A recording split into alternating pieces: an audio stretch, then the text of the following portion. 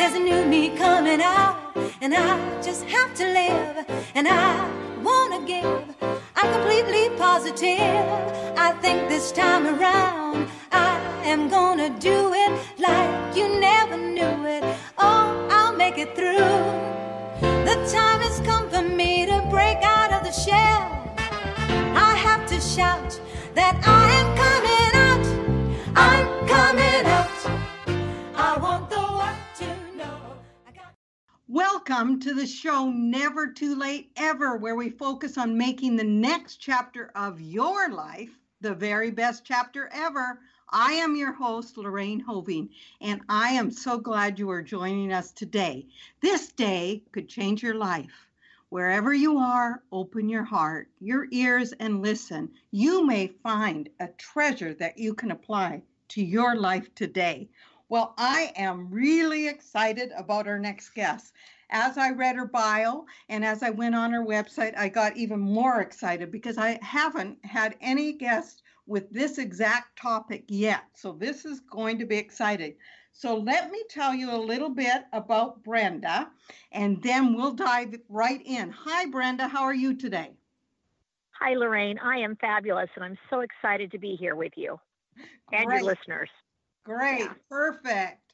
Well, after a lifetime of collecting stuff, we all know that, and finding her security and identity in it, Brenda Mason pulled the plug and said, no more. In 2015, Brenda downsized. So you got to listen to this because this fascinates me. From an overstuffed 3,100 square foot, 5-bedroom, 3-bath, 2-car garage home to a 310 square foot converted motorhome. She did it all in 31 days. And now, with her proprietary Heart Springs method, she helps others who are overwhelmed and seeking freedom to find it and create their home oasis in as little as, guess what, 31 days, just like she did.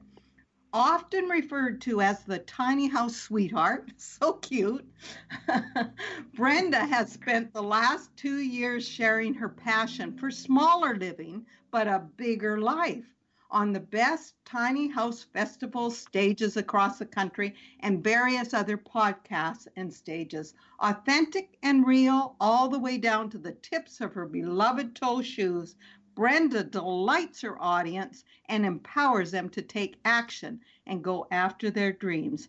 Off the stage, she also mentors those seeking more with less through her private consulting line, online course, Downsizing 31, you know where that came from, and her best-selling book, The 31-Day Guide to Creating Your Clutter-Free Home Oasis.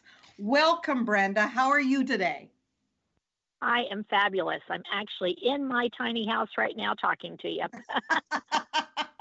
I just think this is fascinating. So I want to get started. Now, first of all, where are you located, Brenda, in the United States? I am actually on the East Coast in Virginia. Okay. And I have some quick questions. Now, are you still in that motorhome that you scaled down to, that 310 square feet? Yes, I absolutely am. I've been here a little over 4 years, so I'm very authentic in what I'm doing. And so a little over 4.5 years now. Okay, so tell us a little bit about your journey, because 3,100 square feet, 5-bedroom, you know, we all have that picture of all the stuff, because I just moved recently too, and to scale down is like amazing. So what was your desire? Why did you decide to do that? And then tell us a little bit about how. So first of all, give us a little hint of why you decided to do that in the first place. Right. I'm going to go back a little further to that. I was an only child. I knew my great-grandparents, my grandparents. I still have my parents. I was a parent. And I got married way back in the early 80s. And immediately we went overseas. We were not military, but we went overseas. So the reason I bring that up is because I believe a lot of us have done this. I got married and I put our stuff in storage here, the little possessions we had as teenagers getting married. Then we went overseas and I created my very first home. And of course, all that stuff was very special to me. And it was also from, another country. So I brought it all back, pulled stuff out of storage, had a bigger house, put it all in. But then we continued to move to other states, overseas, back and forth. Things went into storage. More things came back, got it out. And each time I was going into a larger home. I think that resonates with people, when you're going through. And even if you've always lived in your home, sometimes you accumulate more things or, we inherit items as well. Right, right. Or we shop. Yes, definitely shop and the bargains. And I loved estate sales. And I'd never been to estate sale, but garage sales and that. So I guess my point is I grew up during the culture of more is better, and you just got everything. And everything was a heartstring to me. And I didn't have siblings or a lot of people where my stuff broke. It was always in good shape. So I just always kept it. It never dawned on me to let some of my stuff go. That's how I ended up with a 5-bedroom, 3-bath, 2-car garage, fully stuffed house. Throughout the years, mortgage, I did get a pink slip. I had a divorce in there. So I called my divorce a pink slip after about 24 years of marriage. And then I had my 2 daughters. So whether you're single or you've had a death or you're divorced, whatever, we still have those things. So anyhow, my youngest was getting ready to go to college. And I was in this massive rental property at the time, which took about 90% of my income just to pay that. And I wanted to come back to I was out on the West Coast. I wanted to get back to the East Coast. And I was looking at over like $30,000 to move all that stuff back here. Wow. And I thought, and then once I got back here, rental prices would be high. And I wanted out of it. I wanted out of the rut and the circle of it. So the only reason I tell that is because I think many people can relate to that.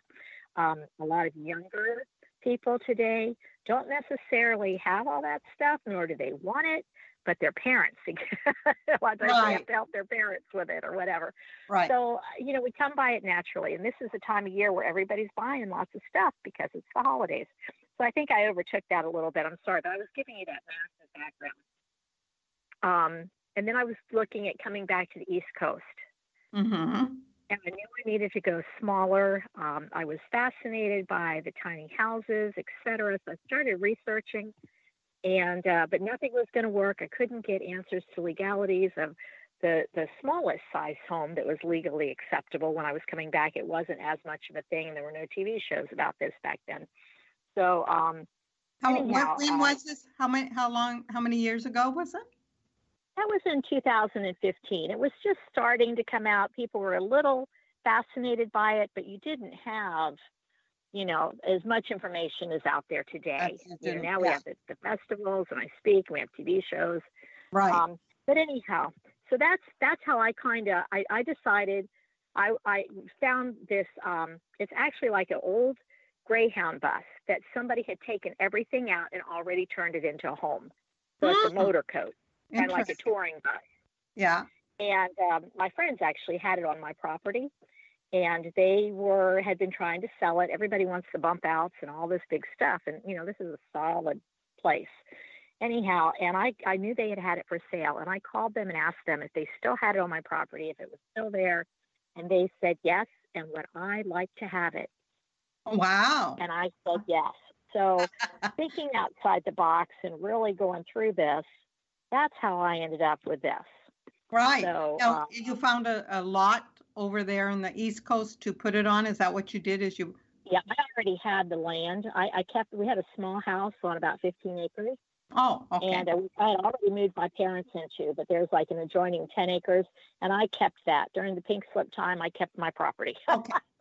So anyhow, so I was already set and ready to go.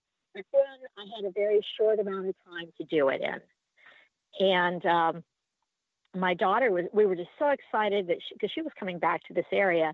Then she ended up at the last minute doing a different college, but I was already coming back here. And she said, "What are you going to do, Mom?" And this is, you already know, I've spoiler alert already. I said, I'm going to do what most people only dream of. I'm going to get out from under debt, and I'm going to live a smaller house, and I'm going to have to sort through all this stuff. And she smiled and she said, good luck, Mom. Everything in this home is a heartstring to you. So which is how did you do it? How did you handle if you've got, and I can see if you were an only child, I can see why those things would probably even be more meaningful to you. So how did you handle it? Well, I ended up, because I knew that I was coming back to the bus. That's helpful. I always tell people to kind of picture your oasis. I'm going to give you a little bit of it, but I knew I was coming back here. I knew I didn't have the money to make the move back, and I just had to get real. I knew, and actually, 310 square feet, what I actually did, I checked into moving, and that's how I knew it was going to be almost $30,000 to move back as was. And even if I'd had the money, I wouldn't have wanted to spend it on that. There's many other things I could do with that kind of money. So, yeah, right. So I bought a 5x8 cargo trailer. So technically I downsized to a 40 square foot place, my little cargo trailer, and overflow into my Suburban. So I knew what I was coming to. I knew what I wanted it to feel like. I had desperately, for over 30 some years, been trying to organize and declutter was the thing. Downsizing is my term, but declutter was what I wanted to do. Never dawned on me to let go of things. I tell everybody now, if you want to organize your home, you need to declutter. You just do. You need to get rid of all the things that you're not going to keep, because why buy more boxes to put them in to continue to store things? Does that make sense? Right. And Brenda, so I'd like you to tell our audience, what are some tools that they can use? Because I find this, that sometimes when we're in our 50s or 60s, we do have some clutter around. So tell us some tools that you have used and some tips that our audience out there can hear. You have a process called Creating Your Clutter-Free Home Oasis. Begins with laying a strong foundation. So tell us a little bit about your process if you were to help somebody in decluttering. This is the meat of my heart, and I'm talking. I love it. So I am going to tell you that. So the reason I named it your clutter, well, it's actually Create Your Home Oasis, but of course we have the clutter-free in there. So you need to get to the point, before you do anything, I'm going to tell you the 3 things that I think are very foundational, and they're extremely important before you ever begin to go into your closet, your bathroom, wherever. You need to know, I know it kind of sounds like your vision and your mission statement, or but you want to know what your home oasis would be to you. When you walk through that door and it just feels like, you're not surrounded by anxiety and all the clutter and the heaviness. When you just walk through the door, you want it to be your oasis. So you want to know in your imagination what that would feel like to you, maybe what it would sound like, what it would smell like. Would it be airy?